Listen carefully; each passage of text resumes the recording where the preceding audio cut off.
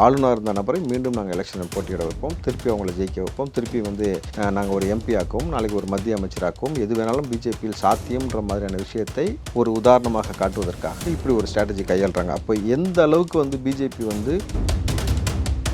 2019 to 2023 லார்டின் மார்டினுடைய லாபமாக சொல்லப்படுவது 215 கோடி. ஆனால் அவர் நன்கொடையாக கொடுத்தது பார்த்தீங்கன்னாக்கா 1368 கோடி. எப்படி இது சாத்தியம்? ஒரு மனுஷனுக்கு வரக்கூடிய லாபமே இவ்வளோதான பொழுது இந்த லாபத்திலிருந்து 6 மடங்கு அவர் எக்ஸஸாக கொடுத்துருக்கிறாருன்னா அப்போ அந்த பணம் எங்கேருந்து கொடுக்கப்பட்டது? நல்லா கவனிங்க. லார்டின் மார்டினுக்கு அந்த பணத்தை யார் கொடுக்க சொன்னாங்க? எந்த விதத்தில் எப்படி வேணுமானாலும் பணம் வரமோ அந்த பணத்தை எப்படி வேணாலும் உள்ளே கொண்டு வர முடியும் அப்படின்ற மாதிரி விஷயத்தை நீங்கள் செஞ்சுக்கிறீங்க போது இது எப்படி திமுக சமூக நீதி பேசுவது, சமத்துவம் பேசுவது, பகுத்தறிவு பேசுறது, நாங்கள் நேர்மையானவர்கள்னு சொல்றது, திமுக உள்ளபடி இந்த விஷயத்தை மீண்டும் எப்படி கையாள போகுது? ஒரு பக்கம் மெத்து, இன்னொரு பக்கம் 4000 கோடி பெருவளத்தில் எடுத்து போனது. பண விஷயத்தை மட்டும் சொல்கிறேன். இந்த பக்கம் பார்த்தீங்கன்னாக்கா அவர்களுடைய அமைச்சர் பெருமக்கள் எத்தனாயிரம் கோடி பணத்தை வரி ஏய்ப்பு செய்து வச்சிருக்காங்க. இப்போ அடுத்து 500 கோடி லார்டின் மார்டின் கொடுத்துருக்காரு. கோயம்புத்தூரில் ஒரு ஸ்டார் வேட்பாளர் நிற்க போகிறதாக சொல்லப்படுது. யார் அந்த ஸ்டார் வேட்பாளர்? அண்ணாமலை தான் கோயம்புத்தூரில் நிற்க போவதாக.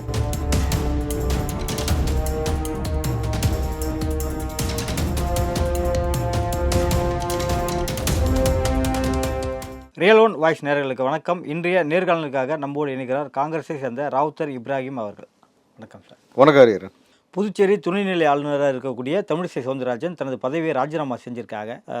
இதுலேருந்து நம்ம தெரிஞ்சுக்கலாம் அவங்க போட்டியிட போகிறாங்க அப்படின்ட்டு. இல்லை, அவங்க இது வரைக்கும் அரசியல் இது வரைக்கும் எப்படி ஒரு விஷயம் சொல்லப்பட்டுச்சுன்னா, ஒன்ஸ் அவங்க ஒரு ஆளுநராக மாறிட்டாங்கனாக்கா அதோட அவங்களோட பொலிட்டிக்கல் கேரியர் முடிஞ்சிருச்சு, திரும்ப பெரிய லெவலில் அவங்களுக்கு பொலிட்டிக்கல் லைஃப் இருக்காதுன்ற மாதிரியான ஒரு குற்றச்சாட்டை தொடர்ச்சியாக சொல்லிக்கிட்டு இருந்தாங்க. இப்போ பிஜேபி இதுலேயும் எப்படி ஒரு ஸ்மார்ட்டாக ஒரு விஷயத்தை மூவ் பண்ணுறாங்கனாக்கா, ஆளுநர் இருந்த நபரை மீண்டும் நாங்கள் எலெக்ஷனில் போட்டியிட வைப்போம், திருப்பி அவங்களை ஜெயிக்க வைப்போம், திருப்பி நாங்கள் ஒரு எம்பி ஆக்கவும், நாளைக்கு ஒரு மத்திய அமைச்சராக்கவும், எது வேணாலும் பிஜேபியில் சாத்தியம்ன்ற மாதிரியான விஷயத்தை ஒரு உதாரணமாக காட்டுவதற்காக இப்படி ஒரு ஸ்ட்ராட்டஜி கையாளுறாங்க. அப்போ எந்த அளவுக்கு பிஜேபி அடுத்தடுத்த நகர்வுகளை ரொம்ப கேர்ஃபுல்லாக மூவ் பண்ணி கொண்டு போகிறாங்கன்னு பார்த்தீங்களா? அப்போ ரொம்ப தெளிவாக எலெக்ஷனுக்கான வேலையே இப்படி ஒரு பக்கம் கொண்டு போயிட்டு இருக்கிறாங்க. ஆனால் நம்ம ஆட்கள் என்ன செஞ்சுக்கிட்டு இருக்கிறாங்க? இப்போ இந்தியா கூட்டணி சார்ந்த நபர்களோ அல்லது பிற நபர்களோ இதை எப்படி கையாள போகிறீங்கன்னு ஒரு விஷயம் இருக்குல்ல. ஆனால் இதில் இன்னொரு நடைமுறை சிக்கலும் இருக்குது. பார்த்தீங்கன்னாக்கா இது ஆளுநரை ஒரு பக்கம் அப்படி கொண்டு போயிட்டு இருக்கும் பொழுது இன்றைக்கு இந்தியா முழுக்க மிகப்பெரிய சர்ச்சையாக, மிகப்பெரிய பேசும் பொருளாக மாறி இருக்க விஷயம் என்னன்னு நினைக்கிறீங்க? தேர்தல் பத்திரம். அந்த விஷயம் கவனிச்சிங்களா? இன்றைக்கி எவ்வளோ பெரிய பூதாகரமான விஷயமா போயிட்டுருக்கு. இன்றைக்கி உச்சநீதிமன்றமே கேள்வி எழுப்பியிருக்காங்க. தேர்தல் பத்திரம் யாரெல்லாம் கொடுத்தார்கள் என்ற விவரத்தை முழுமையாக வெளியிடவில்லை. ஏன் வெளியிடவில்லை? நம்ம யாரெல்லாம் கொடுத்தாங்கன்றதை நம்ம வெளியிட சொன்னும் பொழுது வெளியிடாமல் குறிப்பிட்ட கட்சிகளை மட்டும் வெளியிட்டிருக்கீங்க. இது எப்படி ஏற்புக்குரியதுன்னு ஒரு கேள்வி வச்சுருக்காங்க. தேர்தல் பத்திர விவகாரத்தில் திமுக மட்டுமே 656 கோடி வசூல் பண்ணதாக தகவல்கள் உறுதிப்பட்ட தகவல்கள் சொல்லப்பட்டு வருது. மார்டின் மட்டுமே 500 கோடி கொடுத்ததாகவும் தகவல் வெளியாகிட்டு இருக்குது. இது எப்படி பார்க்குறீங்க சார்? இதில் ரொம்ப முக்கியமான விஷயம் நம்ம கவனிக்கணும். தேர்தல் பத்திரம் 2018 ஜனவரி 2024 வரைக்கும் 16,518 கோடிக்கு தேர்தல் பத்திரம் வாங்கப்பட்டிருக்கு. சரிங்களா? அதில் பார்த்தீங்கன்னாக்கா 50% பிஜேபிக்காக கொடுக்கப்பட்டதாக சொல்லப்படுது. அதன் பற்றின விவரங்கள் இது வரைக்கும் இன்னும் தெரிவிக்கப்படலை. அதனால தான் இப்போ நீதிமன்றம் எல்லாம் கேள்வி கேட்டிருக்காங்கன்னா, எதற்காக அந்த விவரத்தை இன்னும் கொடுக்கல? நம்ம முழுசாக நம்ம கொடுக்க சொன்னோம், நீங்கள் இன்னும் கொடுக்கல அப்படின்னு சொல்கிறத உச்சநீதிமன்றமே பார்த்தீங்கன்னா கேள்வி எழுப்பியிருக்காங்க. நீங்கள் முழுமையான விவரத்தை கொடுங்கன்ட்டு. ஆனால் இதில் இன்னொரு விஷயம் என்னென்னாக்கா, 2019 to 2023 லார்டின் மார்டினுடைய லாபமாக சொல்லப்படுவது 215 கோடி.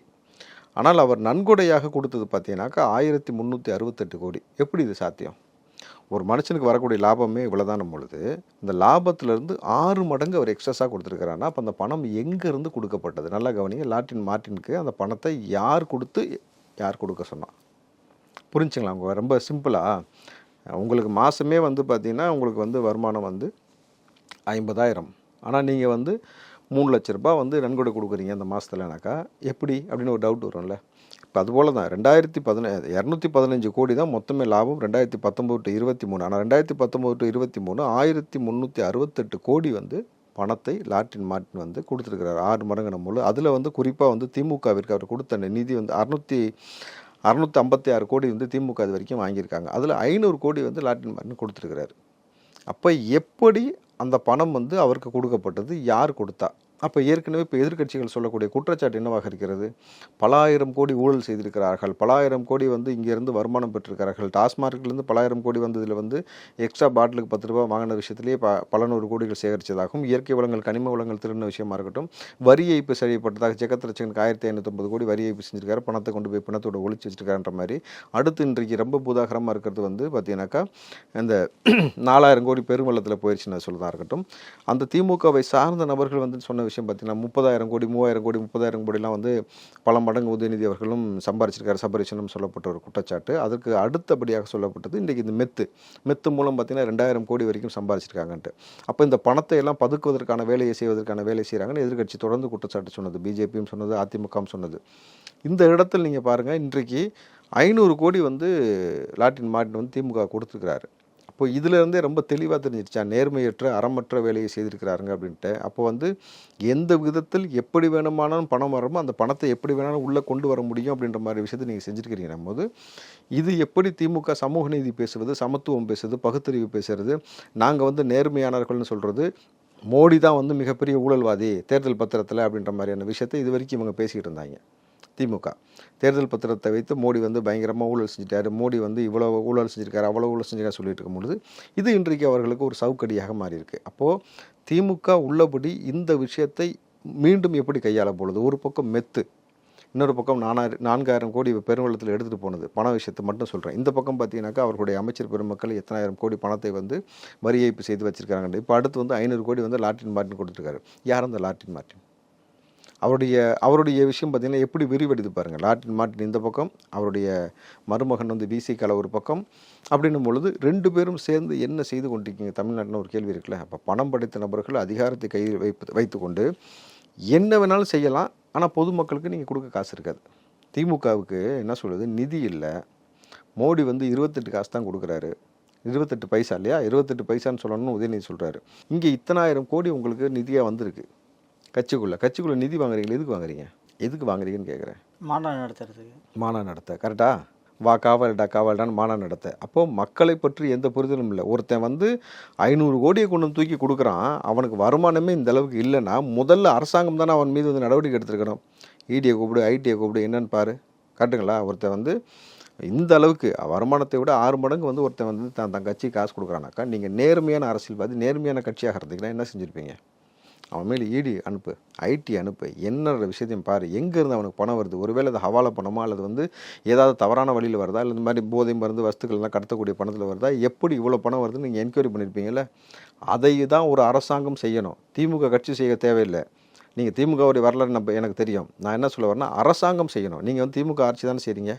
அப்போ ஒரு முதல்வர் ஒரு அரசாங்கத்தை கையில் வைத்துக்கொண்டு எப்படி இத்தனாயிரம் கோடி வந்து அவன் வச்சுருக்கான், நம்ம கொடுக்குறான்ற விஷயத்த நீங்கள் அவனை ஆய்வு பண்ணாமல் விட்டுட்டு காசை வாங்கி கம்முன்னு கலால் போட்டுட்டு கம்முன்னு உட்காந்துருக்கீங்கனாக்கா இது நேர்மையான ஆட்சியா? இப்போ எஸ்பிஐ பேங்க் இப்போ முழு விவரத்தை வெளியிட்டுனா திமுக என்னென்ன நெருக்கடியை சந்திக்க நேரிடும்?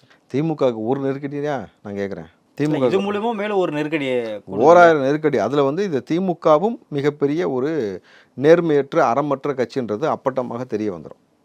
இப்போ அறமற்ற நேர்மையற்ற கட்சி மீண்டும் வந்து எலெக்ஷனில் வந்து இப்போ ஓட்டு கேட்கும்போது நாங்கள் வந்து ஊழலுக்கு எதிரானவர்கள், நாங்கள் வந்து கருப்பு பணத்திற்கு எதிரானவர்கள்னு பேசினாக்கா மக்கள் விளக்கு மத்த எடுத்துருவான். கரெக்டா? ஏண்டா நீ இவ்வளோ வாங்கி வச்சிருக்கிற, நீ இவ்வளோ வேலை செஞ்சிருக்கிற, உங்கள் கட்சிக்காரன் இந்த பக்கம் மெத்து கடத்திட்டு இருக்கேன், அது வரைக்கும் எந்த விளக்கம் கொடுக்கல. ஏற்கனவே 4000 கோடியில் வந்து 98% பணி நிறைவடைஞ்சுன்னு சொல்லி எங்கள்கிட்ட சொன்னீங்க, ஆனால் மறுபடியும் எங்களை போட்டு சாவடிச்சிங்க. இந்த மாதிரி தொடர்ச்சி உங்கள் கட்சிக்காரன் கொண்டு போய் பணத்தை கூட வைக்கிறான்.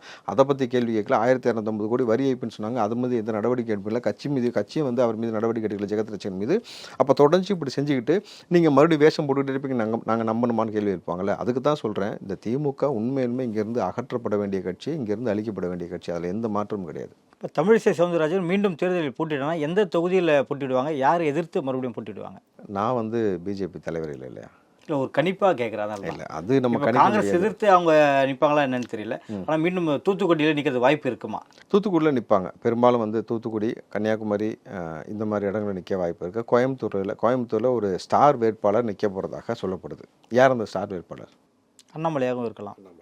அண்ணாமலையாகவும் இல்லை, அண்ணாமலை தான் கோயம்புத்தூரில் நிற்க போவதாக செய்தி வந்து கொண்டிருக்கிறது. அப்போ வந்து நல்லாயிருக்கும் களம் வந்து எப்படின்னாக்கா, ஒரு ஆரோக்கியமான அரசியலை எதிர்கொள்வதற்கு தயாராகி கொள்ளுங்கன்ற மாதிரி அவங்க செய்த சாதனையை சொல்லி ஓட்டு கேட்பதற்கான ஒரு வழிவகை செய்கிறதுக்கு ஒரு களம் ஏற்பட்டிருக்குல்ல. யார் என்னென்ன செஞ்சுருக்காங்கன்றதை பேசுங்க. இந்த விஷயத்தில் இதில் என்ன இன்னொரு ப்ளஸ்னாக்கா, யார் யார் என்னென்ன நன்மை செஞ்சுருக்காங்க, நலத்திட்டம் செஞ்சுருக்காங்க, மக்களுக்கு உதவி செஞ்சுருக்காங்கன்ற விஷயம் மட்டும் வெளியில் வராது. யார் யார் எவ்வளோ கொள்ளடிச்சிருக்காங்க, யார் யார் எவ்வளோ ஊழல் பண்ணுறாங்கன்ற விஷயத்தையும் ஒவ்வொரு எதிர்க்கட்சியும் எடுத்து பேசணும். அப்போ களம் விரிவடையும் பொழுது மக்களுக்கு அப்பட்டமாக தெரிஞ்சிடும். இது வரைக்கும் மறைக்கப்பட்டிருந்த விஷயமா இருக்கட்டும், எப்போ வந்து ஒரு விஷயத்தை செஞ்சுட்டு சைலண்ட்டாக மூவ் பண்ணியிருப்பாங்க, எல்லாத்தையும் தோண்டி எடுத்து பிரச்சாரத்துக்கு எல்லா கட்சிகளும் அதை யூஸ் பண்ணுவாங்க. யூஸ் பண்ணும்போது இவன் நல்லவன், இவன் கெட்டவன், ஐயோக்கே, இவன் திருடன், இவன் ஊழல்வாதின்றது ரொம்ப அப்பட்டமாக தெரியும். இது ஒரு நல்லாயிருக்கும். மக்களுக்கு வந்து அப்போ அடுத்து வந்து ஒரு விழிப்புணர்வை ஏற்படுத்தும். அதை புரிந்து கொண்டு சரியான நபர்களை தேர்ந்தெடுக்கணும். புதுச்சேரி துணைநிலை ஆளுநர் பதவிக்கு மீண்டும் ஒரு தமிழர் தேர்ந்தெடுக்க வாய்ப்பு இருக்குமா? புதுச்சேரிக்கா? புதுச்சேரிக்கு ஏற்கனவே தமிழிசை சவுந்தரராஜன் இருக்காங்க. மீண்டும் ஒரு தமிழருக்கு வாய்ப்பு கொடுத்தால் இன்னும் பிஜேபிக்கு ஸ்ட்ராங் ஆகும். அந்த நிலைப்பாட்டை எடுப்பாங்களா? நிச்சயமாக அப்படி தான் கொடுப்பாங்க. யாராக இருக்கலாம்? யாராக வேணாலும் இருக்கலாம். பொன்னாராகவும் இருக்கலாம். பொன்னாருக்கு வாய்ப்பு இல்லை. பொன்னாருக்கு வாய்ப்பு இல்லை. அது வந்து நான் விசாரித்த வரைக்கும் சொன்னது ஆக்டிவாக செயல்படணும். பொன்னார் வந்து அந்தளவுக்கு இப்போ வந்து ஏஜ்டு ஆயிடுச்சுன்னும் போது அவ்வளோ ஆக்டிவாக செயல்படுவதற்கான இது இல்லை. ஏன்னா ஒரு ஆளுநர் வந்து எப்படின்னாக்கா அங்கே இருக்கக்கூடிய ஆளக்கூடிய கட்சி வந்து நமக்கு வந்து ஒத்துழைக்கும்னு சொல்ல முடியாது. எப்பயுமே வந்து ஆளுநருக்குமான அந்த இருக்கக்கூடிய ஆட்சியாளர்களுக்கும் எப்பயுமே பார்த்திங்கன்னா ஒரு இணக்கமான ஒரு சூழல் எப்பயுமே ஏற்படாது. அப்படி இருக்கும்பொழுது ஒரு ஆக்டிவான பர்சனை போடலாம். அப்போது வந்து இந்த இடத்தில் திமுகவிலிருந்தோ அதிமுகவிலிருந்தோ பல கட்சிகளிலிருந்தோ பிஜேபிக்கு வந்த ஒரு சீனியர் மோஸ்ட் நபர்களை போடுவதற்கான வாய்ப்பு இருக்குன்னு சொல்கிறாங்க. அந்த சீனியர் மோஸ்ட் ஆக்டிவ் பர்சனாக இருக்கக்கூடிய வாய்ப்பு இருக்குன்னும் பொழுது அப்போது அது யாருன்றது நீங்களே இப்போ கால்குலேட் பண்ணி பாருங்கள், தெரியும். ஒருவேளை சரத்குமாராக இருப்பாரா? யாருக்கு? இல்லை புதுச்சேரி ஆளுநரா? புதுச்சேரி ஆளுநரா சரத்குமாரா? இல்லை சரத்குமார்லாம் திடீர்னு அதுக்கப்புறம் எந்திரிச்சு கனவுல வந்து எங்கள் மாமியார் எதை சொன்னாங்க, என் முன்னாடி எதை சொன்னாங்கன்னு சொல்லி கேட்டார்னா ஆட்சியாளர்களுக்கு அது ஒரு பெரிய தலைவலி. இவர் வந்து அவருக்கு ஒரு விஷயம் தோணிருக்குன்னா கூட அது பொது வழியில் இந்த மாதிரி சொல்லியிருக்கக்கூடாது. அது பெரிய கிரிட்டிசைஸ் ஆயிடுச்சு பார்த்தீங்களா.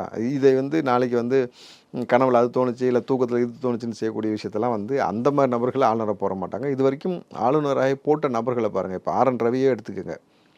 அவர் யார், இதுக்கு முன்னாடி என்ன துறையில் இருந்தார், அவர் என்ன பதவி வகித்தார் அரசாங்கத்தில், ஸோ எவ்வளோ ஸ்மார்ட்டாக எவ்வளோ விஷயத்தை கையாண்டாருன்னு அந்த மாதிரி எப்பயுமே ஒரு சேலஞ்சிங்கான ஒரு நபரை தான் போடுவாங்க. அது யாருன்றது நீங்களே பொறுத்து இருந்து கணக்கு பண்ணி பாருங்கள். மோடி இன்றைக்கி ஒரு எக்ஸ்தலத்தில் ஒரு பதிவு ஒன்று போட்டிருக்காரு. கர்நாடகாவோ ஆந்திராவோ எதுவாக இருந்தாலும் தமிழகத்தையும் சேர்த்து தான் சொல்லியிருக்காரு. பிஜேபி மேலும் வளர்ந்து கொண்டு தான் இருக்குது. தென் மாநிலத்தில் வளர்ச்சி இல்லைன்னு யாரும் சொல்ல முடியாது, வளர்ந்து கொண்டு தான் பிஜேபி இருக்குதுன்னு அப்படி சொல்லியிருக்காரு. மோடி அவர்கள் இன்றைக்கு கோயம்புத்தூர் வராரு. கிட்டத்தட்ட பார்த்தீங்கன்னாக்கா பாதுகாப்பு வந்து உச்சபட்சமாக இருக்கிறது. இது வரைக்கும் இல்லாத இது எத்தனையோ முறை தமிழ்நாடு வந்திருக்கிறாரு. தமிழகம் எத்தனை முறை வந்தாலும் இது வரைக்கும் சந்திக்காத உச்சபட்ச பாதுகாப்பை இங்கே கொடுத்துருக்குறாங்க. பாதுகாப்பை கொடுத்தது மட்டும் இல்லாமல் அவருக்காக பிரத்யேக வந்து வாகனங்கள்லாம் வந்து நேற்றே கொண்டு வரப்பட்டது. ஏன்னாக்கா இது வரைக்கும் அவர் வந்து தமிழ்நாடு இயல்பாக வந்துட்டு போனது விஷயம். திமுகவை சார்ந்த ஒரு அமைச்சரே இனிமேட்டு வந்து நான் மட்டும் அமைச்சராக இல்லாவிட்டால் தாம்பன் விமர்சனம் தான். அமைச்சராக இல்லாவிட்டால் மோடியை பீஸ் ஆக்கிடுவேன்னு ஒரு கொலை மிரட்டல் விடுத்ததுனால கிட்டத்தட்ட உச்சபட்ச பாதுகாப்பு 5000 காவல்துறை இருக்கிறாங்க, ரிசர்வ் போலீஸ் வந்திருக்கு, அவருக்கான ஸ்பெஷல் ஸ்குவாட் இருக்குது. இதை தாண்டி வந்து அவருக்காக அந்த பிரத்யேக கார் வந்து நேற்றே கொண்டு வரப்பட்டு எல்லாமே ஒரு உச்சக்கட்ட பாதுகாப்புடைய வளையத்தில் கொண்டு வரப்பட்டிருக்கு கோவையில். அதை தாண்டி வந்து எப்போ வந்து தாம்பன் விமர்சனம் கைது செய்வீங்க? இதுதான் மக்கள்கிட்ட இருக்கக்கூடிய இயல்பான கேள்வி. ஒரு பிரதமரை வந்து கொலை மிரட்டல் விடுத்தக்கூடிய நபரை இன்ன வரைக்கும் கைது பண்ணாமல் ஏன் வச்சுருக்கீங்க? வழக்கு பதிவு செஞ்சுருக்கீங்க. வழக்கை பதிவு செய்வதோ போதுமா? இப்போ தனிநபரை வந்து கொலை மிரட்டல் விடுக்கக்கூடிய பேசினாலே வந்து பாதுகாப்பு இன்மையிலும் கம்ப்ளைண்ட் பண்ணாக்கா கூப்பிட்டு விசாரித்து அதுக்கப்புறமேட்டு அடுத்த நடவடிக்கை எடுப்பீங்க. அவனை அச்சுறுத்தக்கூடிய அளவில் அவனுடைய பின்பலம் இருந்ததுனாக்கா உள்ளே தூக்கி வச்சுருவீங்க. அப்படி இருக்கும் பொழுது பிரதமருக்கு இப்படி ஒரு அச்சுறுத்தல் கொடுத்த தாம்பன் விமர்சனம் ஏன் இது வரைக்கும் கைது செய்யவில்லை? ஏன் அதற்கான நடவடிக்கை இன்னும் எடுக்கலை? இதை வந்து பிஜேபி நபர்களும் அண்ணாமலையும் மத்திய அரசிடம் பேசணும். கிட்டத்தட்ட எதிர்க்கட்சிகளும் இது குறித்து பேசணும். ஏன்னா தமிழகத்தில் வைத்து நீங்கள் அசம்பாவிதம் செய்வதற்கு இனி எப்போதும் ஒரு கடுகளவு கூட நம்ம சான்ஸ் கொடுக்கக்கூடாது. ஏற்கனவே ராஜீவ்காந்தியுடைய படுகொலை இங்கே நடந்திருக்கு. கோவையில் வந்து அந்த வெடிகுண்டு சம்பவம் நடந்திருக்கு. அடுத்தடுத்து வந்து இந்த கார் வெடிகுண்டு நடந்திருக்கு. ஆளுநர் மாளிகை மீது பெட்ரோல் வெடிகுண்டுன்னும் பொழுது தமிழ்நாடு என்ன நம்ம தீவிரவாதம் செய்வதற்கு அல்லது இவர்கள் என்னாச்சதெல்லாம் அரங்கேற்றுவதற்கான இடமா அது? தமிழ்நாடு முப்போகம் விளைஞ்ச அமைதியான பூமி இல்லையா? அன்பு அறம் சார்ந்த விஷயத்தை கற்றுக் கொடுத்த மாநிலம் இல்லையா அது? கூட்டு குடும்ப வாழ்க்கையை பற்றி சொல்லிக் கொடுத்த ஒரு மாநிலத்தில் வந்து நீங்கள் உங்கள் இஷ்டத்துக்கு எல்லாத்தையும் அரங்கேற்றலாம்னா அதை செய்யக்கூடாது. அப்போ அதற்கு இப்படி இந்த மாதிரியான பேச்சை செய்யக்கூடிய, இந்த மாதிரியான விஷயத்தை செய்யக்கூடிய, சட்ட விரோதமான விஷயத்தை பேசக்கூடிய, சட்டத்திற்கு இங்கே இருக்க அமைதியை குந்தகம் விளைக்கக்கூடிய வேலையை செய்யக்கூடிய நபர்கள் யாராக இருந்தாலும் முதல்ல கைது செய்யணும். முதல்ல தாம்பன் பிரச்சனை கைது செய்வதற்கான நடவடிக்கை எடுங்கள் தான் நம்ம கேட்டுக்கிறோம். நடப்பு அரசியல் குறித்து பல்வேறு கருத்துக்களை பொறுத்த மிக மிக்க நன்றி சார். நன்றி.